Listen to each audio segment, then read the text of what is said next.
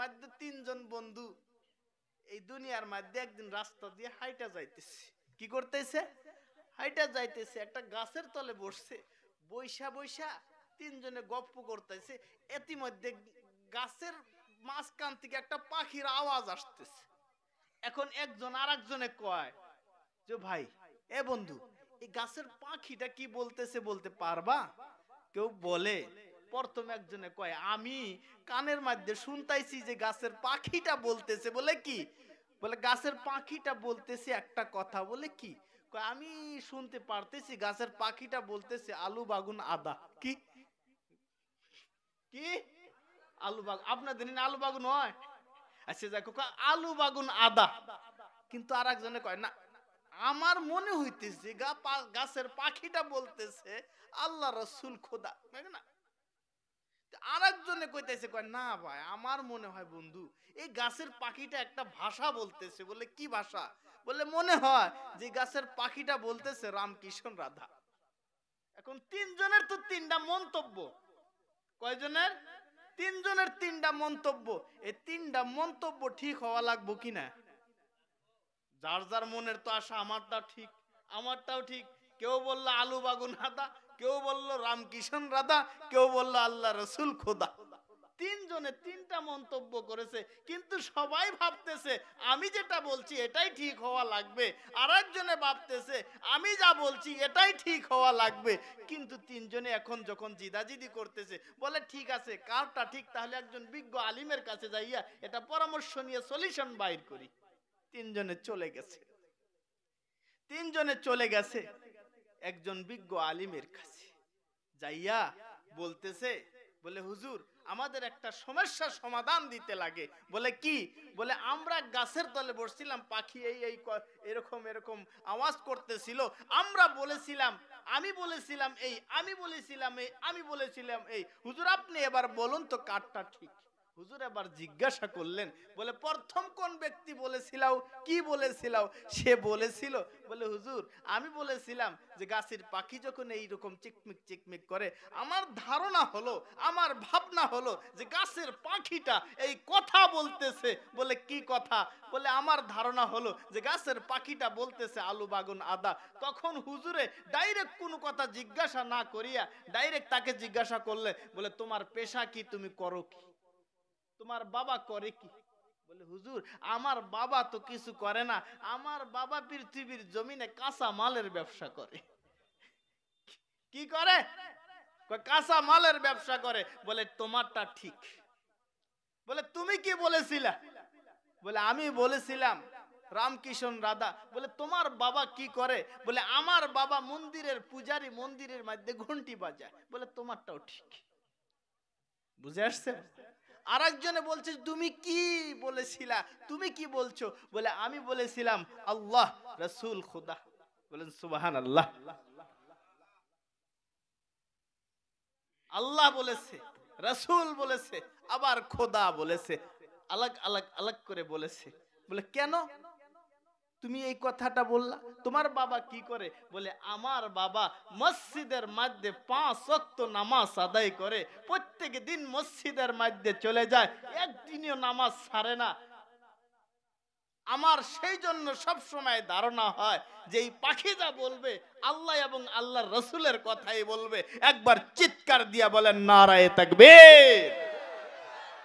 অর্থাৎ বোঝা গেল যে যেই কর্মটাকে নিজের অন্তরের সাথে মিলিয়ে নিছে, সেই কর্মটাকে আপন বলে ভাবে, সেই কর্মটাকে সেটার দিকে তার ধারণা থাকে যে আমি যা করতেছি এটাই ঠিক, আমি যা করতেছি এটাই ঠিক। এটা তাদের কর্মর সাথে মানুষ যখন মায়া মহাব্বত পয়দা করে নেয়, তখন তার সাথেই ধারণা, ভাবনা, চিন্তা সবসময় লেগেই থাকে। কথা কোন ঠিক না নাই? সম্মানিত বুজুর্গানে দিন ও মুসাল্লিয়ানে কেরাম, আমরা যেরকম সভা করতেছি, প্রত্যেক দিন রাত্রে কালেকশন করি। কত কত দিন রাত্রে কালেকশন সবার মধ্যে যেইভাবে চাই, বাড়িতে চাই, বাড়ি এলে ধাক্কা দেয়, কি চান? 5,000 টাকা। কথা বুঝেন?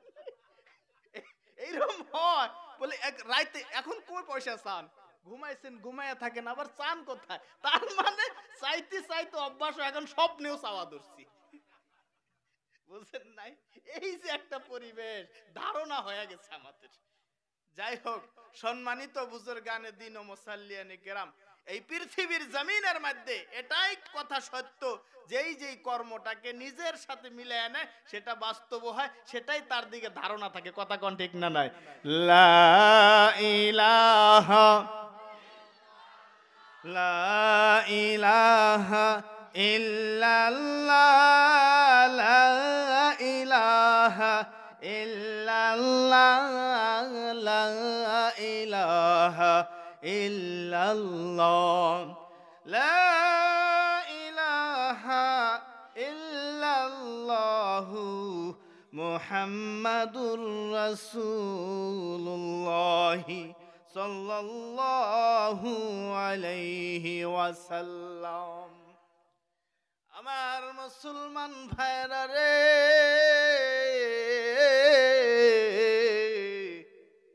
এই দুনিয়ার মধ্যে বিভিন্ন ধরনের মানুষ আপনি পায়া যাবেন, বিভিন্ন ধরনের মানুষের সাথে আপনার সাক্ষাৎ হবে।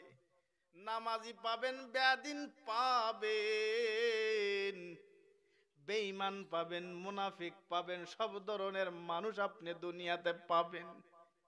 কিন্তু আল্লাহ তাআলা বলে দিলেন, দুনিয়ার মানুষ,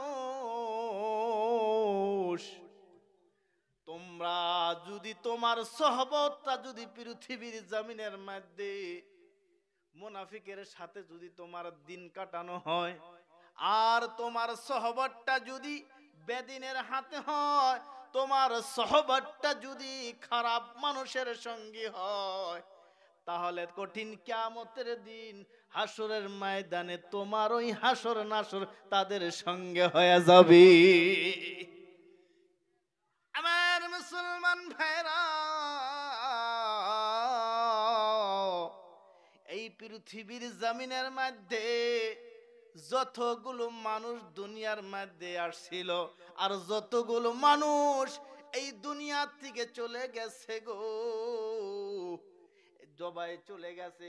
কিন্তু চলে যাওয়া বড় কথা নয়, সবাই আসছে দুনিয়ার থেকে চলে যাইতে হবে, কিন্তু দেখতে হবে কামিয়াব হয়ে কারা দুনিয়ার থেকে চলে গেছে, কাদের সম্পর্কটা মসজিদের সাথে লাগাইয়া রাইকা চলে গেছে, কারা উলামাদের সোহবতে থাইকা নিজের জীবনটাকে শেষ করে দুনিয়ার থেকে বিদায় হয়ে গেছে, কাদের জীবনটা ওই জায়গার মধ্যে ভালো জায়গার মধ্যে গেলে মনে হয়, কাদের কথা মসজিদের সামনে গেলে স্মরণ হয়, কাদের কথা ঈদগার জমিনের মধ্যে গেলে স্মরণ হয়, কাদের কথা মসজিদে নামাজ পড়তে গেলে স্মরণ হয়, কাদের কথা ঈদগার জমিনের মধ্যে গেলে স্মরণ হয়, কাদের জন্য মানুষ স্মরণ করে, আর তাদের জন্য দুখানা হাত উঠায়ে আল্লাহর কাছে দোয়া করে, প্রভু গো, হাসেন আলী দুনিয়ার মধ্যে ছিল, যেনার মেহনতে মসজিদ হয়েছে, যেনার মেহনতে ঈদগাহ হয়েছে, যেনার মেহনতে মাদ্রাসা হয়েছে, তারা এখান থেকে নয়, তারা কবরের বাসিন্দা হয়ে গেছে। বন্ধুরে, এই কথাটা স্মরণ করাটাই তার জন্য সাদকায়ে জারিয়া। একবার জোরে জোরে বলা যাবে নি ভাই সুবহানাল্লাহ? আমার মুসলমান ভাইরা, দুনিয়ার মধ্যে গোয়ালপাড়া টাউন আপনি বলতেছেন বাবা, বঙ্গাইগাঁও টাউন আপনি বলেন, বরবাটা টাউন আপনি বলেন, বিভিন্ন জায়গায় আপনি দেখতেছেন বড় বড় বিল্ডিং দেখেন, বড় বড় বালাখানা দেখেন, অত বড় বড় বালাখানা, অত বড় বড় বিল্ডিং আপনি দেখতেছেন। ভাইরা আমার, বন্ধুরা, আপনি বরবাটা টাউনের বিল্ডিং এর আপনি বড় বিল্ডিংটা একটা সাইড করে দিয়া আপনার গ্রাম অঞ্চলের ভাঙ্গা ঘর, মসজিদ ঘরের একটা ইট আপনি হাতে নিয়ে বলবেন, মসজিদ ঘরের ভাঙ্গা ইট রে, তোমার দাম বেশি না ওই বরপাড়া টাউনের বিল্ডিং এর দাম বেশি। বাইরা রে আপনার মুখেই বলে দিবে, ভাঙ্গা ইটটা আপনার দিকে তাকায়া তাকায়া বলবে দুনিয়ার কোটি কোটি টাকার বিল্ডিং এর দাম মসজিদের একটা ভাঙ্গা ইটের সমতুল্য হতে পারে না। একবার চিল্লায়া বলা যাবে না ভাই আল্লাহু আকবার।